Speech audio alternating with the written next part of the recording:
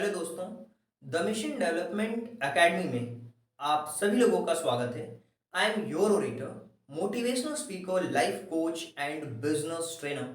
दोस्तों, HR and people management के अंदर आज हम डिस्कस करेंगे how to develop a good organizational culture, कि कैसे हम एक अच्छे कल्चर को बिल्ड कर सकते हैं, उसके बारे में बात करेंगे।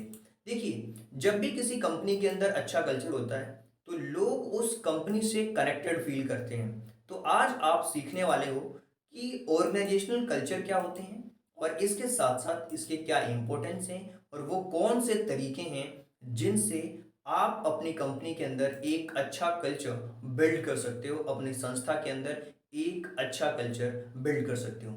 तो सबसे पहले हम बात करते हैं ऑर्गेनाइजेशनल कल्चर के बारे में।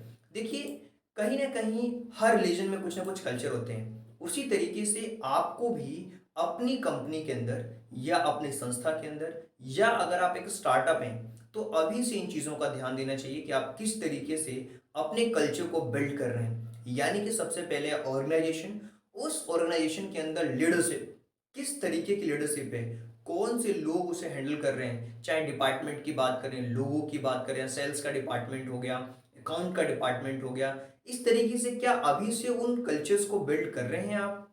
इसी तरीके से क्या पॉलिसीज हैं उसके बारे में, कंपनसेशन के बारे में, पेमेंट शेड्यूल के बारे में, इन्वायरमेंटल कैसा है, इन्वायरमेंट वहाँ पे कैसा है, एटमॉस्फेयर कैसा है, लोग कैसा फील करते हैं आपकी कंपनी में, ये सारी चीज़ें ऑर्गेनाइजेशनल कल्चर का पार्ट है।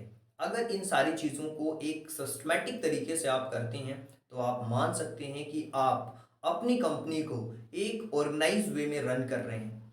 नहीं तो बहुत बार ऐसा होता है कि कहीं कल्चर नहीं होता, लोग आते हैं, सीखते हैं और चले जाते हैं, लोग आते हैं, सीखते हैं और चले जाते हैं। तो आपको इस तरीके का कल्चर बिल्ड नहीं करना है आपको, क्योंकि आपकी कंपनी केवल एक ट्रेनिंग इंस्टीट्यूट बन करके रह जाएगी फिर।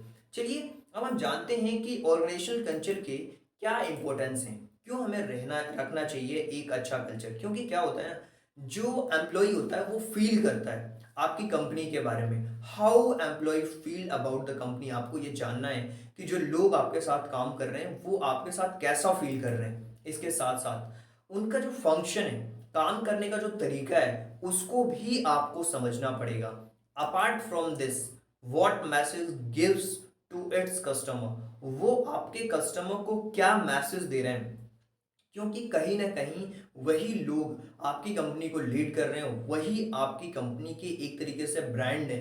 तो वो क्या मैसेज दे रहे हैं, ये भी एक इंपॉर्टेंट पार्ट है। इसके अलावा वो किस तरीके से और क्यों आपकी कंपनी के साथ खड़े हैं, ये सारी की सारी चीज़ें डिपेंड करती हैं आपके कल्चर पे, यानी कि उस कंपनी के कल्चर पे डिपेंड करती है। और फिर कंपनी की जो परसीव्ड वैल्यू है वो कैसी है, ये भी इंपॉर्टेंट है। इसके साथ साथ इसका रेपुटेशन, रेपुटेशन मायने रखता है हर कंपनी के लिए। उसके एम्प्लॉय मायने रखते हैं, क्या फील करते हैं, उसका फंक्शन मायने रखता है, उसके कस्टमर मायने रखते हैं। इसीलिए ये सारी चीज़ें इंपॉर्टेंट हैं। तो अब हम ये जानते हैं कि जब ये इतना ही इंपॉर्टेंट है तो वो कौन से तरीके हैं जिससे हम अपनी कंपनी के अंदर एक स्ट्रॉन्ग स्ट्रॉन्ग कल्चर रख सकते हैं, कंपनी कल्चर को बिल्ड कर सकते हैं। पहला तरीका, सबसे पहले छोटा से छोटा एम्प्लॉय हो, चाहे वो आपकी कंपनी का गेट कीपर ही क्यों ना हो, उसको भी सुनना होगा आपको। हर एम्प्लॉय की सुनना होगा आपको, वो क्या फीडबैक दे रहे हैं, क्या सजेशन दे रहे हैं, किस तरीके की इंप्रूवमेंट की बात कर रहे हैं, पहली चीज। दूसरी चीज, स्टार्ट विद अ पर्पस। कभी भी कोई भी स्टार्टअप अगर आप स्टार्ट करो तो आपके पास एक पर्पस होना चाहिए, एक विजन, एक मिशन होना चाहिए। उस पर्पस को लेकर के आपको काम करना होगा। इसके अलावा कम्युनिकेशन, आपको कम्युनिकेशन गैप नहीं रखना। Proper meeting, on the time meeting, review meeting, काम से रिलेटेड मीटिंग करना है, ताकि कम्युनिकेशन का जो चैनल है वो हमेशा बना रहे और आपकी कंपनी और स्ट्रांग होती जाए।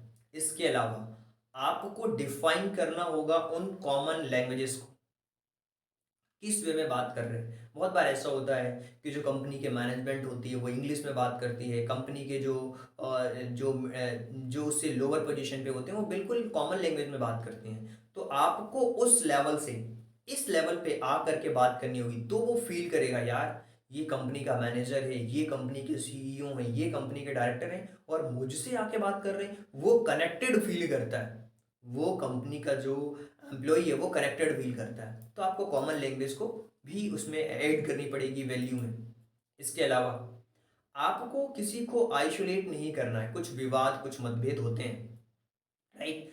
लेकिन आपको क्या करना, उनको आइसोलेट नहीं करना, अलग नहीं करना, उनको कोलैबोरेट करना है, लोगों को एक साथ लेकर के आगे बढ़ना है। इसके साथ साथ ट्रांसपेरेंट रहना है। जब आप ट्रांसपेरेंट रहते हो तो कहीं ना कहीं जो चीज़ें हैं वो आगे निकल करके आती हैं और चीज़ें अच्छी तरीके से काम भी करती हैं। इसके अलावा आपके जो लीडर्स हैं उनको फॉलो करना, देखना है कि दूसरी कंपनी के जो लीडर्स हैं बहुत अच्छी तरीके से कल्चर को बिल्ड कर रहे हैं, तो कहीं ना कहीं आपको भी उनको फॉलो करना है।